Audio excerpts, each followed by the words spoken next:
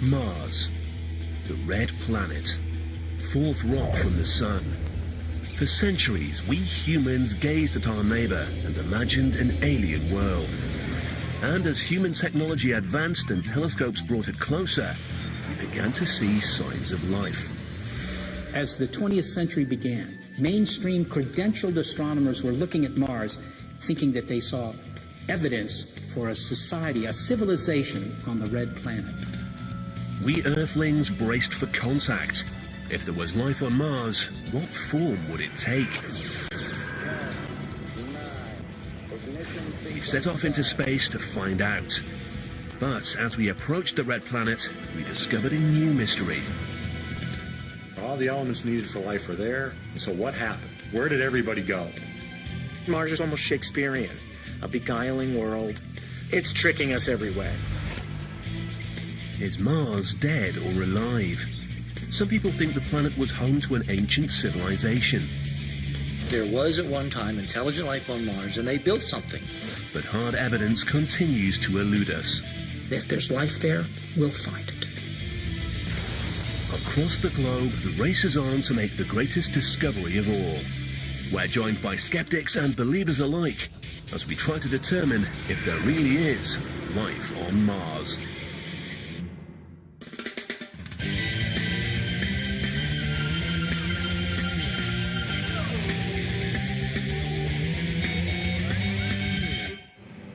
Should anyone be planning a trip to the planet Mars, here are a few travel tips you might like to consider in order to make your journey as comfortable as possible.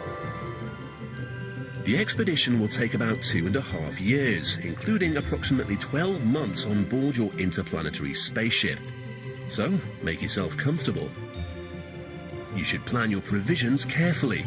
You'll need to bring plenty of water because at this time there's no liquid H2O anywhere on the planet's surface.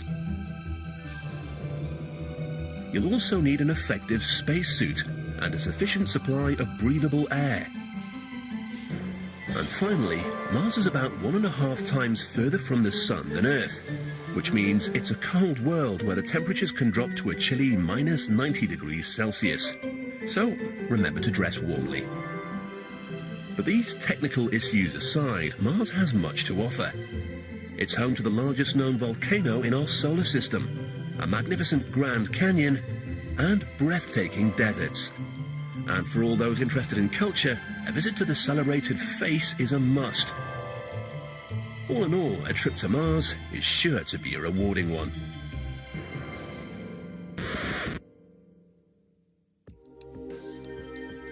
In fact, without ever stepping foot on Mars, we know a lot about this distant planet. But what we don't know is whether or not it contains life. When the first astronauts eventually do arrive on Mars, who or what will they find? Will aliens be there to greet them? Or will there be nothing at all? The question of whether there's life on Mars is a fundamental one, because it's synonymous with the question of whether or not we're alone in the universe. If we go to Mars and find evidence that there was life on Mars or is life on Mars, then we'd be able to say that in our own solar system, life appeared twice. I think that would be convincing evidence that the universe is full of life. Discovering life on Mars could also reveal a lot about our own existence. We have one kind of life adapted to one planet, even with all of its diversity. So looking at the way other planets may have given rise to a phenomenon that we would recognize as life can enable us to understand our own kind of life in a deep and fundamental way. The stakes are high in the game of life, and Mars may hold the key. If we're going to find proof of life on Mars, we're going to have to go to Mars to get it. But getting to Mars isn't easy. The Apollo astronauts took about 2 days to get to the Moon. A journey to Mars one way would take roughly 7 months. Mars takes about twice as long to orbit the Sun as the Earth, so a space mission would have to plan departure when the two planets are close. And the challenge of bringing a mission back is incalculable in its complexity. Just one of the reasons no manned mission has ever been attempted.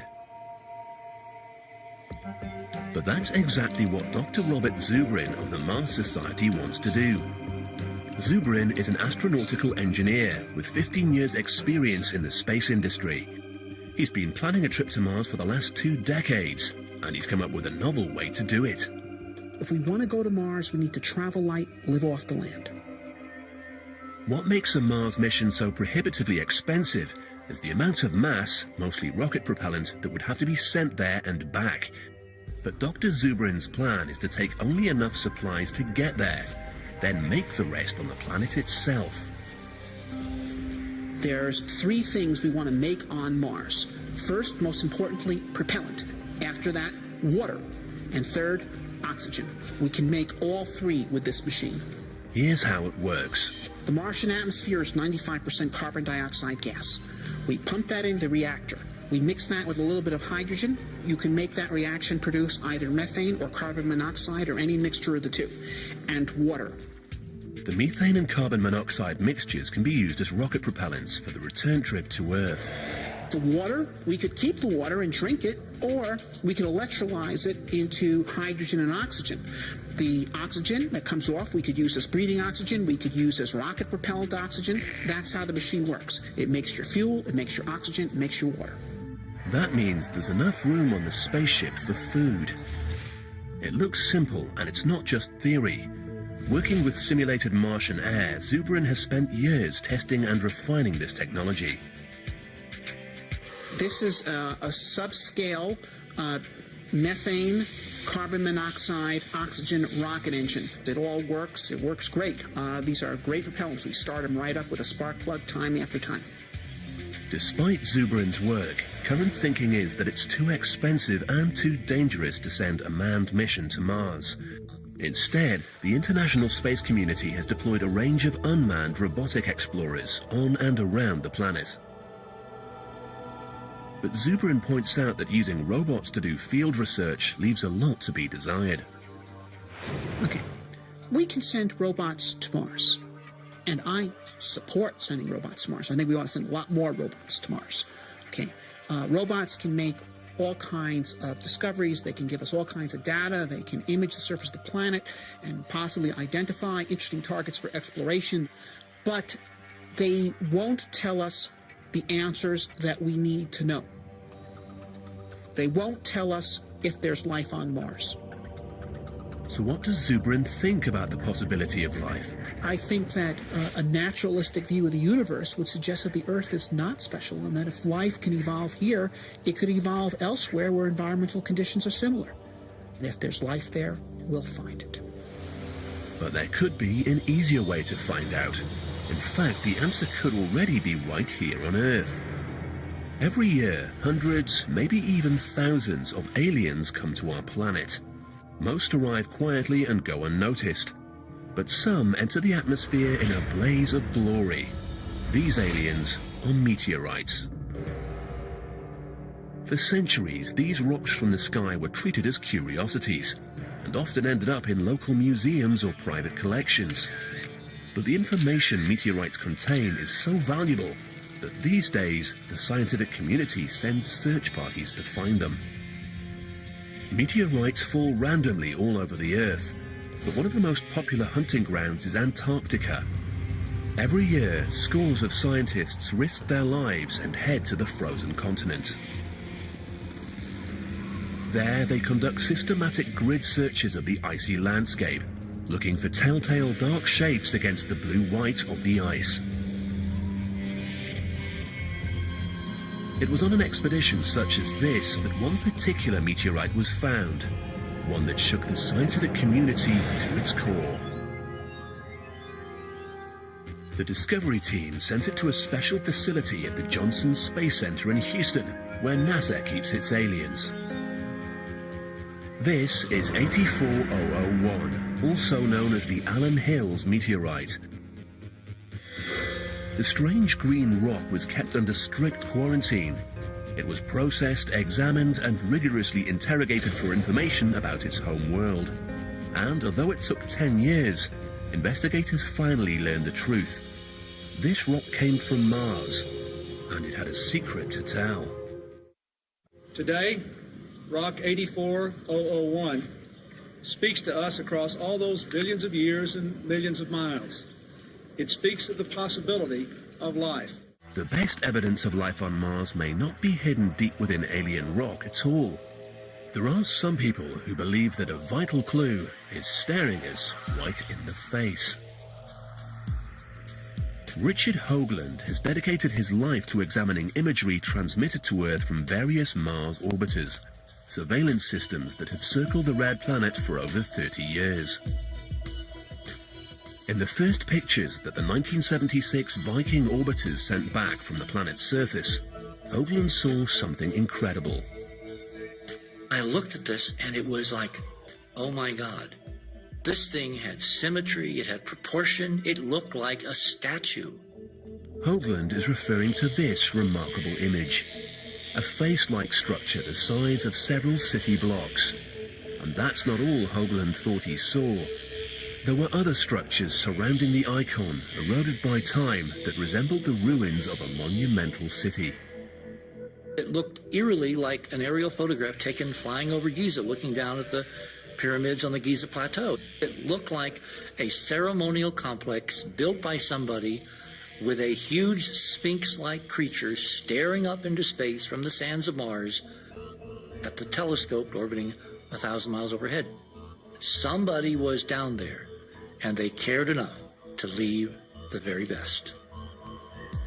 Over the years, Hoagland's theory has raised a few eyebrows. But did life on Mars really exist? Was there once an ancient civilization of alien life forms? And if so, where did they go? The idea that Mars was occupied by a race of intelligent extraterrestrials came not from science fiction, but science fact. In the early days of humankind, Mars burned faintly red in the night sky, leading some to equate it with a mighty god, naturally, the god of war. But then astrologers, using a new contraption called the telescope, determined that some of the lights in the sky could in fact be planets, much like our own.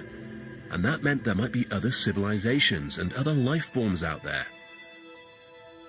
The reason Mars became the star attraction was thanks to an Italian astronomer named Giovanni Schiaparelli. In 1877, Schiaparelli trained his telescope on the Martian surface and observed the existence of what he called canali. By this he meant natural channels, but due to an unfortunate translation, channels became canals, which implied man-made structures. The word canal, now applied to Mars, immediately sparked the public imagination. If there were canals on Mars, especially ones big enough to be seen from Earth, then extremely intelligent beings must have built them. The rumor was dramatically compounded by an American astronomer named Percival Lowell. Lowell was a highly respected man of good society who had a profound love of astronomy. He developed a fascination with the canals of Mars and would sit up through the night observing the red planet. And what Lowell thought he saw there was a dying world crisscrossed by constructed waterways. Perhaps, he wrote, creatures short on water have built an irrigation system that circled the planet. By the turn of the 20th century, the idea that Mars was occupied had been taken up by mainstream media. In 1911, the New York Times proclaimed, "Martians build 2 immense canals in 2 years." Martian civilization was generally perceived as being more advanced than ours. But each Earth-bound nation also projected onto Martian society the visions and fears of its own future. In this 1924 movie from Russia, for example, Mars was portrayed as going through a proletariat revolution and ending up successfully communist. But many people thought that Mars was dying, and some believed it was only a matter of time before the Martians would try to contact us. In fact, some people thought they had, using another new technology. This is Seth Shostak. Go ahead, caller. Indeed. Radio. When those cameras Astronomer Seth Shostak explains. Didn't see anything except what looked like. It goes right back to those early radio pioneers, and none so directly as to Nikola Tesla. One of the most brilliant electrical engineers of all time, Nikola Tesla was the first person to claim that someone from beyond this planet was trying to get our attention. In 1899, Tesla was experimenting with an electric invention that essentially acted as a large antenna when he noted something strange: repetitive signals substantially different from those he'd noted from storms and general Earth noise. And it's only natural to imagine that he would ascribe this to some sort of intelligent beings, because as far as Tesla knew, only transmitters could make radio sounds. So he naturally assumed that if he heard something, somebody was broadcasting it. Tesla was probably mistaken, as Shostak often gets to explain on his weekly radio show. Oh, that wasn't your question? Well, we don't know for sure what Tesla heard, but most likely it was something that we call whistlers. These are just distant thunderstorms, lightning discharges that produce natural radio waves that get distorted by the atmosphere as they propagate around the Earth and make a sound that kind of sounds like a whistle. Modern science may have an explanation for the signals, but in a way Tesla was ahead of his time. The idea that you could send signals from one planet to another made sense and inspired subsequent radio enthusiasts to listen out for signals from outer space. But if there ever was a message, it seems we humans didn't get it. At which point, the Martians turned nasty. Ladies and gentlemen, we interrupt our program of dance music to bring you a special bulletin from the Intercontinental Radio News. In 1938, Mars attacked. In fact, it was an imaginative radio play based on the H.G. Wells book War of the Worlds. But many people believed it and thought that Earth was under imminent threat from aliens. And sure enough, Martians appeared from the skies and landed in our movie theaters. Although they came in a bewildering variety of shapes and sizes. They were armed with laser guns, vaporators, evaporators, death rays, and deadly kisses. They wanted gold, weapons, Earth women, and human blood. And they were very rarely friendly. Before long, real flying saucers were being reported everywhere, from San Francisco to Timbuktu. And the phenomenon of alien abductions was born. The world, it seemed, was crazy about extraterrestrials. But this leap in popular imagination actually paved the way for mankind to take us scientifically. By the early 1960s, both Russia and the United States had successfully sent men into space, and that much closer to the communists of Mars. In fact, they only got as far as the moon, and there were no aliens there. But the fact remained that if we could make such a trip, then extraterrestrial life capable of interplanetary flight was at least a possibility. With improvements in technology, we eventually sent a robotic scout to Mars. The landing was a success. The robot touched down, the camera turned on, and we finally got a good look at the red planet. It wasn't what we expected. How disappointing, after centuries of assumption that Mars was inhabited, that it had cities, it had canals, and the reality was that it was just this terrible, awful, dead-looking place. After years of speculation, it appeared that Mars was dead. But is this true? Mars may be unoccupied now, but if we're to believe Richard Hoagland, the planet once hosted a magnificent civilization. Hoagland is the principal investigator of the Enterprise mission, a loose collection of scientists, researchers, and Mars enthusiasts who've spent years trying to prove this extraordinary theory. As Hoagland explains, the rationale behind their belief is simple. If I had one catchphrase to describe the whole problem of convincing scientists that there is really an ancient civilization on Mars, it would be, it's the geometry. A case in point is the face-like structure. NASA claims it's a naturally occurring rock formation, but Hoagland thinks otherwise. If you actually look at proportions, where the mouth is, where the nose is, where the eyes are, they conform to commonly accepted statues and representations of human forms that go back literally thousands of years. He's also found what he believes to be a highly complex geometric relationship between various structures centered around the face. Hoagland claims that the layout of this region, named Cydonia, is similar to what we see in ancient ceremonial complexes on Earth. There are alignments, there's parallelisms, there's right-angle rectilinearity. They also appear to have a specific geometric relationship to the face, to another massive structure down here, to other structures on the landscape. To prove his theory, Hoagland and his colleagues have applied a series of computer image analysis programs, looking for things that don't seem to match the surrounding landscape. The face and a couple of other structures register as anomalies, which he claims implies they're artificial constructions. This is the real image, and this is the fractal representation. And again, it's the signal strength is basically the brightness. Strictly speaking, a computer will simply find what you program it to look for. It can't determine whether or not an artifact is natural. But Hoagland claims there are some things we can see for ourselves. This pyramid, for example, appears to have a perfect tetrahedral form with an accurate apex and sharp angles. This unquestionably had to be made by someone, because nature does not produce this kind of structure.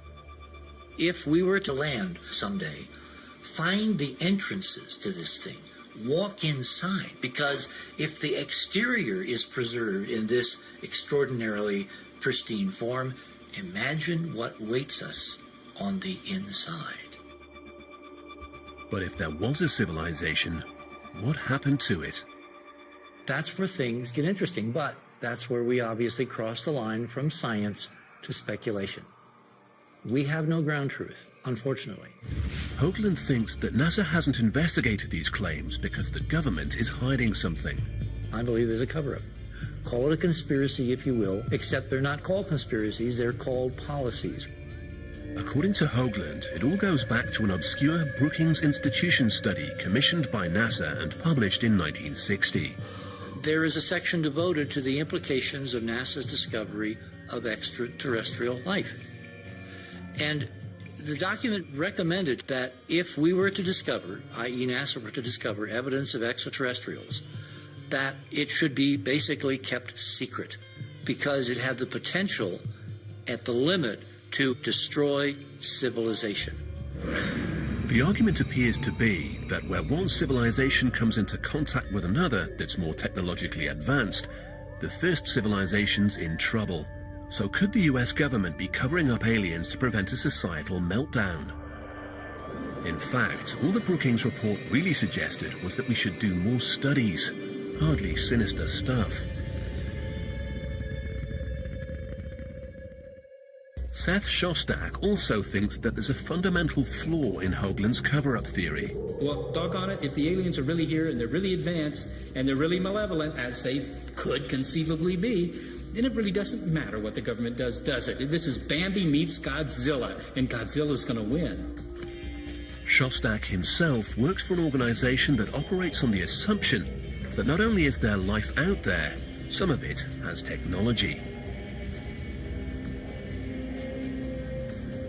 This is the Allen Telescope Array, built and operated by the University of California at Berkeley and the SETI Institute. SETI stands for the Search for Extraterrestrial Intelligence, and it's an entirely scientific operation manned by astrophysicists, engineers, and planetary scientists with one simple objective. It's really easy to send signals between the stars. That's the bottom line fact. There might be thousands, millions, or more societies that are sending information from one star system to the other. Why not look for it? SETI basically eavesdrops on the universe in an attempt to pick up a signal from outer space. To do this, SETI uses highly sensitive radio receivers that scan systematically through the billions of star systems in our universe. It's like scanning through your car radio dial as you drive, but on a cosmic scale. Now, what kind of signal are we looking for? We don't care. Looking for the message requires a different kind of technology that we haven't built and won't build until we find that they're on the air. We're just looking for a signal that tells us, hey, their transmitter switch is on. It may seem a bit like looking for a needle in a haystack, but astronomy has made enormous progress in identifying the stars and planets beyond our solar system. This, combined with ever-improving technology, allows SETI to search with more precision, and their motive is as old as mankind itself. We're trying to look for something that would show that, we're part of a bigger picture. We're not just a little bit of chemistry run amok on this small little world tucked away in a corner of a nondescript galaxy in an enormous universe. So, has SETI ever made contact? In 1997, we picked up a signal using a telescope in West Virginia that looked like the real thing. And we got quite excited, to the point where everybody was glued around the computer monitors just looking at what was going on. The signal had all the qualities SETI looks for in an alien contact.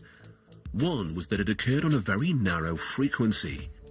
Nature produces many radio waves, but these register like broad static across the dial. But this one was emanating from a specific location in the cosmos. Throughout the night, scientists worked to pin down the source. I realized that the world from that day forward will really not be the same. I was very nervous, actually, because I didn't know what the consequences were going to be. It took 3 days, but the engineers and scientists finally identified the signal, and it wasn't alien. As it turned out, the signal was due to a European research satellite, the SOHO satellite, the signal of which had just gotten into the structure of our antenna. And that was a bit disappointing. To date, the industry experts, SETI, haven't found any evidence of extraterrestrial intelligence.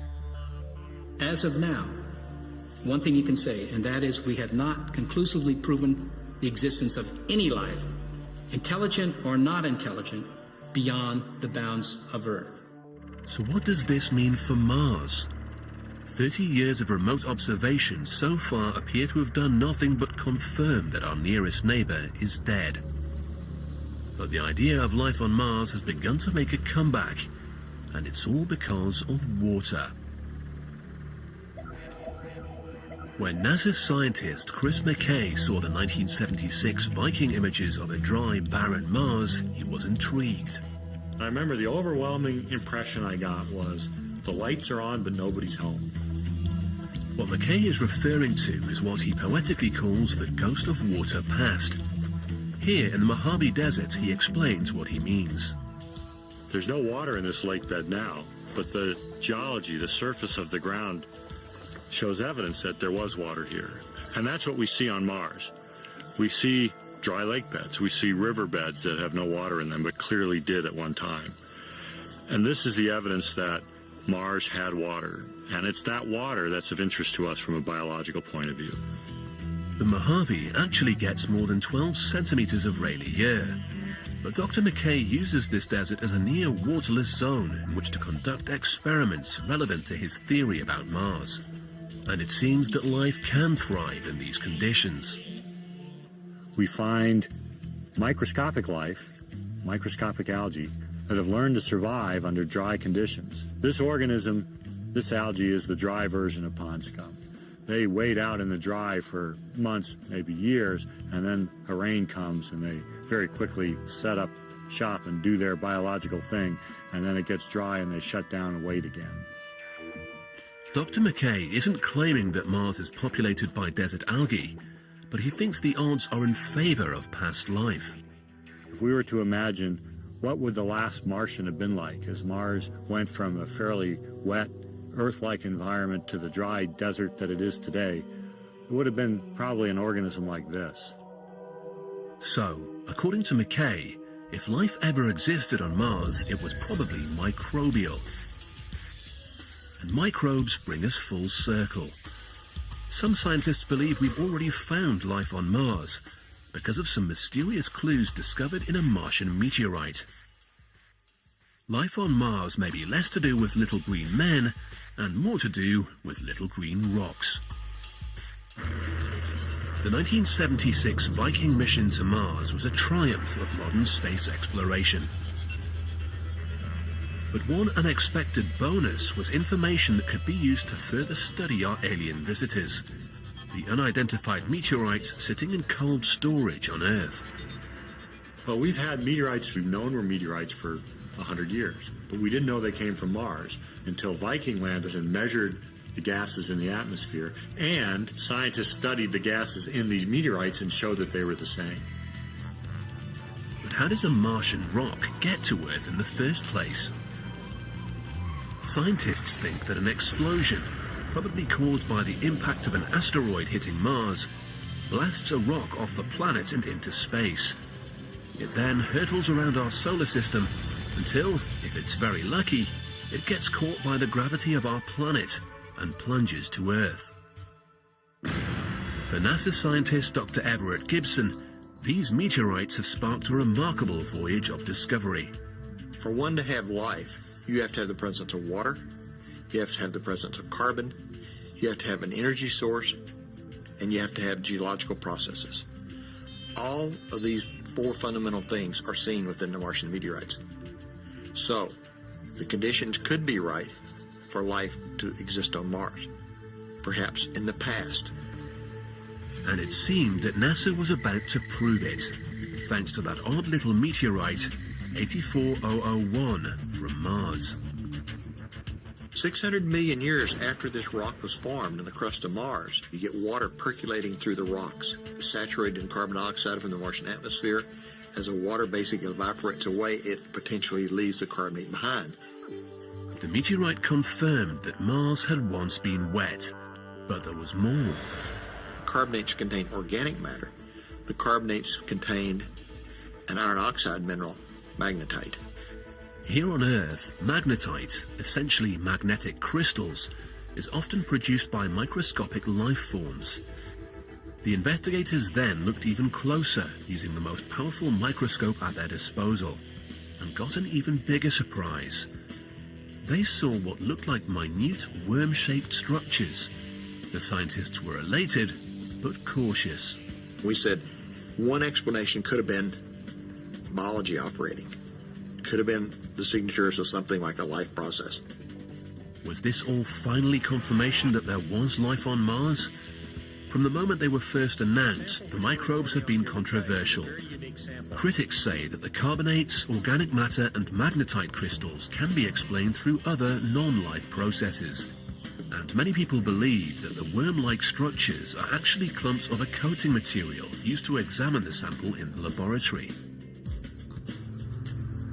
Others point out that the rock could have been contaminated at any time during the thousands of years it was lying around here on Earth.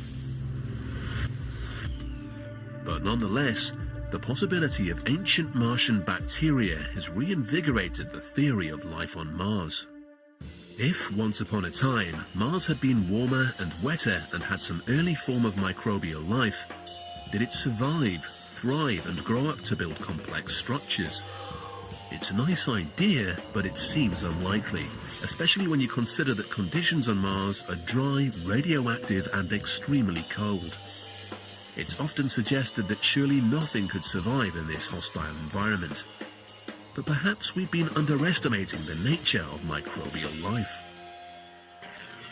Astrobiologist Penny Boston is searching for life on Mars by dropping deep into this heart of darkness. This is a lava tube, a subterranean cave formed by underground lava flows during a volcanic eruption thousands of years ago. And Boston has an unusual objective. Sometimes they're in crevices, sometimes they're kind of hard to see.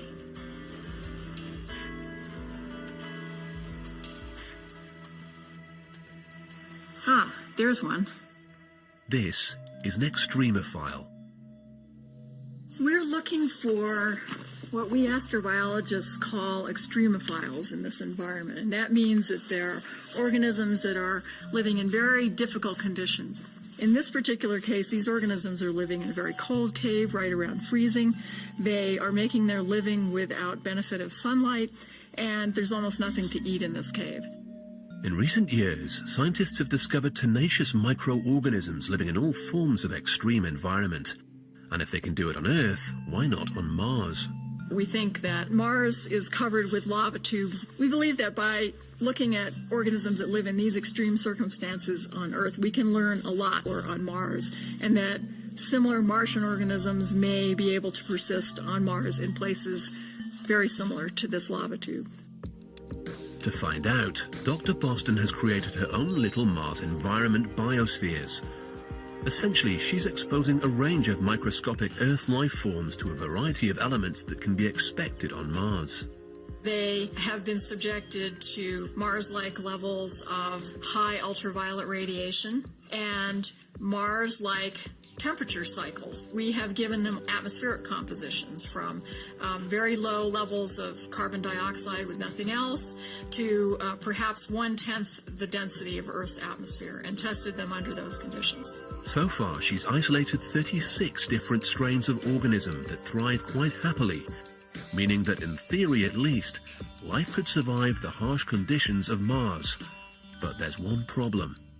There's one thing for sure that we know, and that is that all forms of life on our planet require liquid water. We don't know if that's going to be true on other planets, but we think that where there's going to be life, there's going to have to be water. This simple fact has helped scientists in the 21st century refine the search for life on Mars into a comprehensive strategy. Dr. Jim Garvin is chief scientist at the Goddard Space Center and a veteran of NASA's Mars exploration program. NASA uses a term, follow the water. Following the history and record and abundance and inventory of water is a wonderful way to search for something as tough, perhaps elusive, as life. We already know that Mars was wet in its ancient past and has reservoirs of ice in its polar caps. But using remote sensing technology, NASA has found what could be evidence of a modern water cycle. We've discovered tens of thousands of hillside gullies that clearly released a fluid, likely liquid water, in the extremely recent geological past. Scientists have also discovered that Mars has a vast underground reservoir of ice, spanning about 30% of the planet. The reservoir of water under the surface may include liquid zones. They may be liquid under the ice caps, they may be liquid hundreds of meters deep, they may be liquid tens of meters deep. All that points to a modern liquid water cycle on Mars. Where there's water, there could be life. And when it comes to the question of life, Dr. Garvin is a believer. Absence of life in all senses of the word throughout time on Mars. Is that a possibility? I actually believe not. All the right building blocks, initial conditions, the same that we think persisted in early Earth, must have been at Mars. So, the tale of two planets. Where do they diverge? This is what drives the international space community to take aim at Mars. Over the past 30 years, dozens of unmanned missions have been launched. But the red planet has become something of a Bermuda Triangle, with roughly 2/3 of all missions ending in failure. Given the danger and high cost, plans for a manned mission have been delayed for decades. But Dr. Bob Zubrin refuses to let the dream go. NASA had plans to send people to Mars by 1981. Those plans were credible. We should have been on Mars a quarter century ago. Bob Zubrin is president of the Mars Society, a coalition of scientists from all walks of the international space community. The society has been lobbying Congress, NASA, and the government for years, determined to keep Mars exploration on the radar screen. And Zubrin has been making his own preparations. The Mars Society has set up Mars analog habitation modules in the deserts of Utah and the remote landscape of Devon Island in Canada. What we're doing at these stations are really what someone would call operations research. We're trying to find out what field tactics and techniques would be most usefully applied on Mars, what technologies would be most useful to the crew. Zubrin has more in mind than a quick trip across space. He plans to colonize the planet. We're going to Mars because Mars is the planet that has on it the resources needed to support life, and therefore potentially someday human civilization. For Zubrin, Mars is the new frontier. Whether or not there has been life on Mars, whether or not there is life on Mars, there will be life on Mars. And it will be us. There's still the mystery of the pyramids, the supposed signatures of an ancient Martian civilization. What if the beings that built the face are coming back? Could the enigmatic face in the hills of Cydonia really be a calling card from a lost civilization? Ironically enough, we might pick up some clues at the World Science Fiction Convention in Southern California. We're not here to look for Martian monument builders. Rather, we've come to meet astronomer Phil Plait. Plait's mission is to provide participants with a healthy dose of science fact. And today, he's taking on the face of Mars. Just so we're clear on this, it's a rock that looks like a face. And it's not even that good of a face. It looks like he's got, I don't know. Phil Plait is the creator of Bad Astronomy, a website and book dedicated to exposing what he calls pseudoscience. And he thinks the solution to this Martian riddle is simple. There's a trait called pareidolia, and it is the tendency to see faces in random patterns, and we see this all the time. But whatever the reason, Phil Plait thinks we can't always trust the evidence of our own eyes. Our brains don't like random patterns. They want to find some sort of real pattern in the noise, in the randomness, even if it's not there. And so you can just take a collection of dots and you might see a head, or you might see Jesus in it. But that's just your brain trying to find a pattern desperately in something that is patternless. If we take a closer look at the Martian terrain, it appears to be covered with faces. But Plait insists they're just face-like patterns, not monuments to ancient civilizations. But Richard Hoagland, the leading advocate for the theory of monuments on Mars, has countered this argument for years. He insists his theory is based on more than just a pretty face. If I had to stake my entire almost 30 years now looking at this, that there was at one time intelligent life on Mars and they built something, I would say the geometry of Cydonia is now trillions to one against it being chance, and in any man's or woman's science, when you have that level of odds in your favor, you can say with relatively good backing that it's real. But NASA scientist Jim Garvin has this to say about geometry. It is possible to construct geometric patterns between anything. There's an infinite number, in fact, of different affine geometric patterns between this feature and that feature and this feature and that feature. To read one as being the answer to this particular small patch of Mars is extremely challenging to me and to the science community. According to Garvin, those interesting pyramids and tetrahedral landforms are all wind. If the wind is blowing one way for a while, and the next season it blows this way, and the next season it blows this way, and the next season it blows this way, what happens? Over time, if that's the consistent pattern of the wind, sandblasting, in this case a hill about 10 blocks in scale, you can produce landforms that remind one of pyramids. Similarly formed natural structures called yardangs are found in the dunes of Egypt's western desert. Dr. Garvin sees the Cydonia region as a natural landscape shaped by the forces of erosion. But what about the face? When I look at this picture on Mars, I see positive relief landform, a hill of the scale of multiple city blocks, very similar to tens of thousands of others on Mars. But Dr. Garvin believes you can't prove anything with a two-dimensional snapshot. So in order to analyze the structure properly, he's created a 3D model of the landform by combining topographical data with a high-resolution 2D image. This allows him to observe the face as if he were flying around it in a helicopter. And from this height, the face dissolves into the landscape. There are no eyes and no mouth to be seen.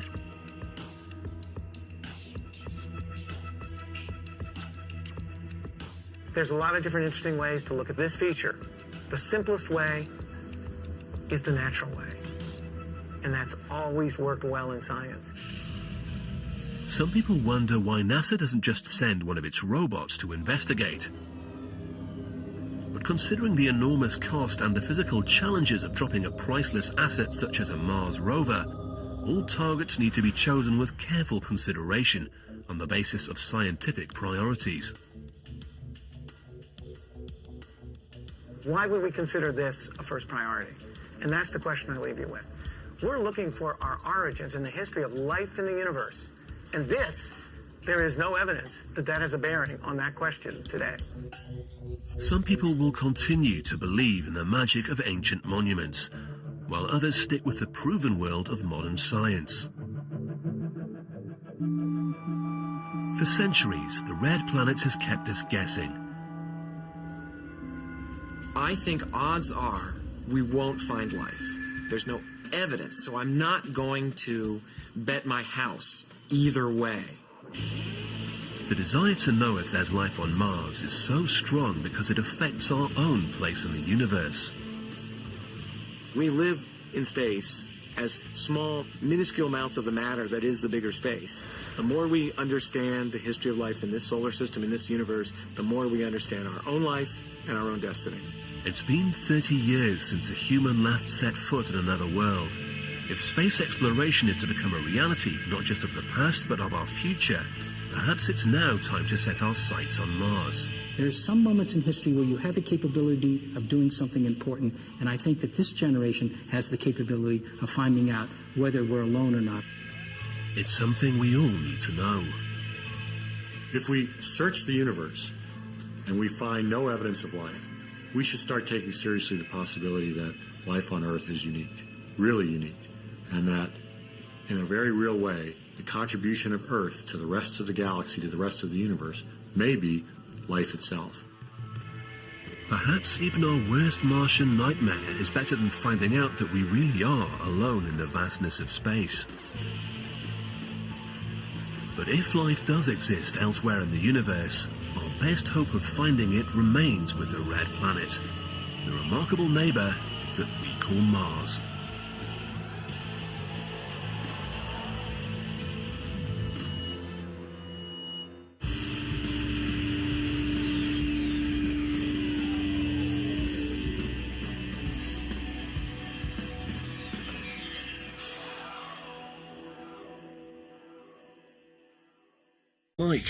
As we try to determine if there really is life on Mars.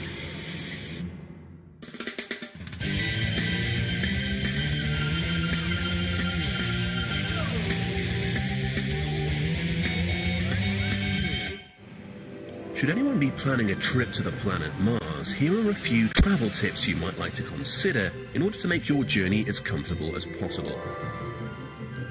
The expedition will take about 2.5 years, including approximately 12 months on board your interplanetary spaceship. So, make yourself comfortable. You should plan your provisions carefully. You'll need to bring plenty of water because at this time there's no liquid H2O anywhere on the planet's surface. You'll also need an effective spacesuit and a sufficient supply of breathable air. And finally, Mars is about 1.5 times further from the Sun than Earth, which means it's a cold world where the temperatures can drop to a chilly -90 degrees Celsius. So, remember to dress warmly. But these technical issues aside, Mars has much to offer. It's home to the largest known volcano in our solar system, a magnificent Grand Canyon, and breathtaking deserts. And for all those interested in culture, a visit to the Game of Life and Mars may hold the key. If we're going to find proof of life on Mars, we're going to have to go to Mars to get it. But getting to Mars isn't easy. The Apollo astronauts took about 2 days to get to the Moon. A journey to Mars one way would take roughly 7 months. Mars takes about twice as long to orbit the Sun as the Earth, so a space mission would have to plan departure when the two planets are close. And the challenge of bringing a mission back is incalculable in its complexity. Just one of the reasons no manned mission has ever been attempted. But that's exactly what Dr. Robert Zubrin of the Mars Society wants to do. Zubrin is an astronautical engineer with 15 years' experience in the space industry. He's been planning a trip to Mars for the last 2 decades, and he's come up with a novel way to do it. If we want to go to Mars, we need to travel light, live off the land. What makes a Mars mission so prohibitively expensive is the amount of mass, mostly rocket propellant, that would have to be sent there and back. But Dr. Zubrin's plan is to take only enough supplies to get there, then make the rest on the planet itself. There's 3 things we want to make on Mars. First, most importantly, propellant. After that, water. And third, oxygen. Mars. the red planet, fourth rock from the sun. For centuries, we humans gazed at our neighbor and imagined an alien world. And as human technology advanced and telescopes brought it closer, we began to see signs of life. As the 20th century began, mainstream credentialed astronomers were looking at Mars, thinking that they saw evidence for a society, a civilization on the red planet. We Earthlings braced for contact. If there was life on Mars, what form would it take? We set off into space to find out. But as we approached the red planet, we discovered a new mystery. All the elements needed for life were there. So what happened? Where did everybody go? Mars is almost Shakespearean, a beguiling world. It's tricking us every way. Is Mars dead or alive? Some people think the planet was home to an ancient civilization. There was at one time intelligent life on Mars, and they built something. But hard evidence continues to elude us. If there's life there, we'll find it. Across the globe, the race is on to make the greatest discovery of all. We're joined by skeptics and believers on this celebrated face is a must. All in all, a trip to Mars is sure to be a rewarding one.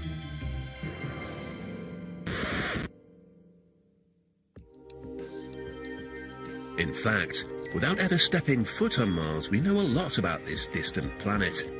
But what we don't know is whether or not it contains life. When the first astronauts eventually do arrive on Mars, who or what will they find? Will aliens be there to greet them? Or will there be nothing at all? The question of whether there's life on Mars is a fundamental one, because it's synonymous with the question of whether or not we're alone in the universe. If we go to Mars and find evidence that there was life on Mars or is life on Mars, then we'd be able to say that in our own solar system, life appeared twice. I think that would be convincing evidence that the universe is full of life. Discovering life on Mars could also reveal a lot about our own existence. We have one kind of life adapted to one planet, even with all of its diversity. So looking at the way other planets may have given rise to a phenomenon that we would recognize as life can enable us to understand our own kind of life in a deep and fundamental way. The stakes are high in the game. We can make all three with this machine. Here's how it works. The Martian atmosphere is 95% carbon dioxide gas. We pump that into the reactor. We mix that with a little bit of hydrogen. You can make that reaction produce either methane or carbon monoxide or any mixture of the two. And water. The methane and carbon monoxide mixtures can be used as rocket propellants for the return trip to Earth. The water, we could keep the water and drink it, or we could electrolyze it into hydrogen and oxygen. The oxygen that comes off, we could use as breathing oxygen, we could use as rocket propellant oxygen. That's how the machine works. It makes your fuel, it makes your oxygen, it makes your water. That means there's enough room on the spaceship for food. It looks simple, and it's not just theory. Working with simulated Martian air, Zubrin has spent years testing and refining this technology. This is a subscale methane, carbon monoxide, oxygen rocket engine. It all works. It works great. These are great propellants. We start them right up with a spark plug time after time. Despite Zubrin's work, current thinking is that it's too expensive and too dangerous to send a manned mission to Mars. Instead, the international space community has deployed a range of unmanned robotic explorers on and around the planet.